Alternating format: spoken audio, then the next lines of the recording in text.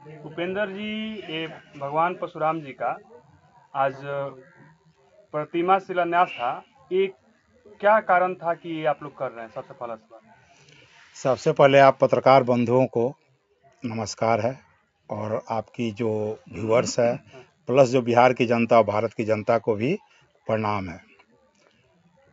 इसकी जो शुरुआत ज़रूरत पड़ी कि हम बहुत से राजनीति या बहुत से आप लोग जो जानते हैं कि तरह तरह के जो भी है, मुझे लगा कि अब बरौली में सदुपयोग करने के लिए, बरौली को आगे उत्थान ले जाने के लिए एक ऐसी सोच की ज़रूरत है जो समाज सेवा से अभिभूत हो, किसी राजनीति से नहीं।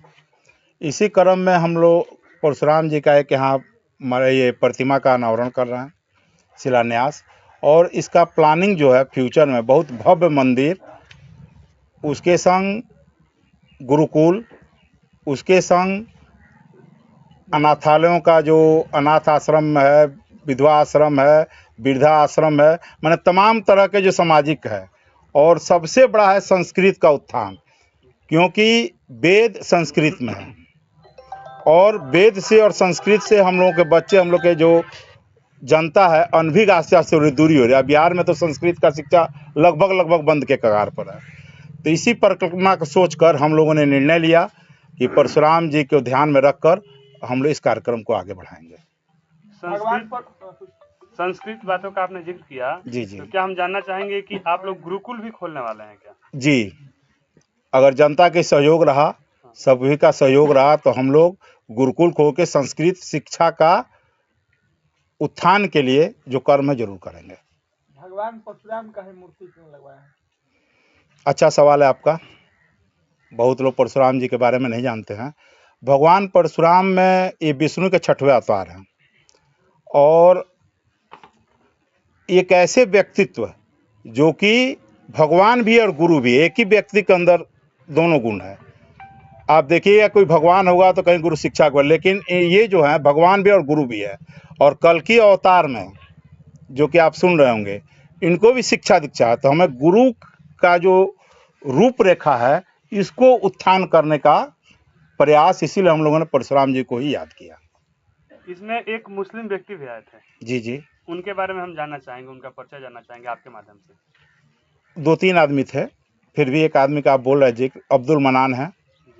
और ये जाति धर्म से परे उठकर ये काम चल रहा है। इसमें किसी प्रकार का कोई जाति नहीं। बहुत लोगों को कन्फ्यूजन होता है कि परशुराम जी ब्राह्मण थे, बहुत लोगों का ये है, लेकिन ऐसी बात नहीं है। विष्णु जी तो सबके हैं, तो परशुराम जी भी सबके हैं। तो इसी सोच के अनुसार हम लोग इस कार्यक्रम को आगे ले जा रहे हैं। कोई जाति नहीं, कोई धर्म बंदिश नहीं है। क्या कहिएगा श्याम भाई, आप भी उपस्थित हैं यहाँ पे आज? सबसे पहले आप सभी मीडिया बंधु को मेरा सादर प्रणाम, और आपके माध्यम से जितने भी दर्शक दिख रहे हैं सभी को मेरा सादर प्रणाम।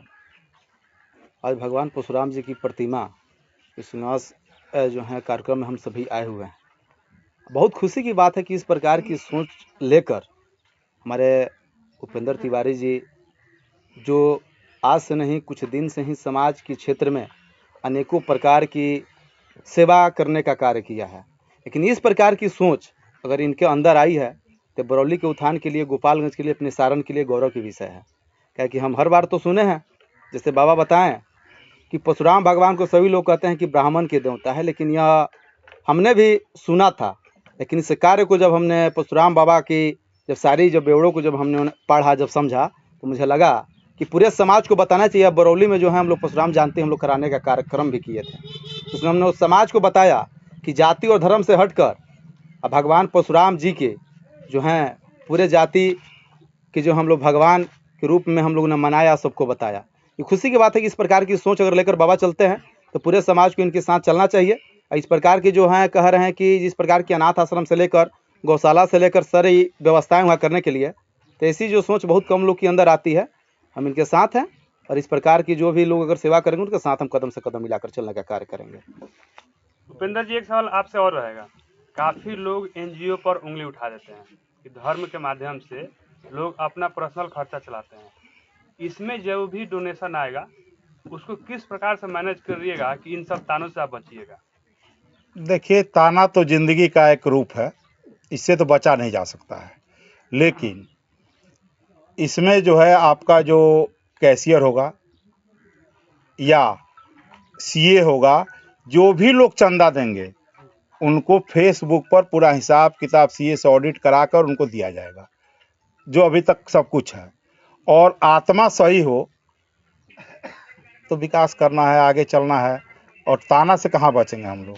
और इसमें जो सबसे बड़ा चीज़ है कि एक मुट्ठी दान, समाज का कल्याण, यही हम लोग का मुहिम है। दान लेना है और चलना है, और देने वाले बहुत से लोग हैं, लेकिन कुछ लोग कटाक्ष करते हैं, तो उन लोगों को देख कर क्या करना है। कटाक्ष तो आज भगवान पर भी रोक कर देते हैं, इसके लिए क्या बोला जाएगा। फिलहाल यहाँ पे जो गठन हुआ उसमें कितना लोग शामिल थे? लगभग 100 लोग करीब थे। लगभग 100 लोग। और जनता से क्या अपील करना चाहिए? जनता से ही अपील करेंगे कि परशुराम का जो मंदिर बने वो बिहार का गौरव हो, भारत का गौरव हो। इसके लिए आप सहयोग दीजिए और उन लोगों को चिन्हित कीजिए जो एकदम निचले पायदान पर हैं।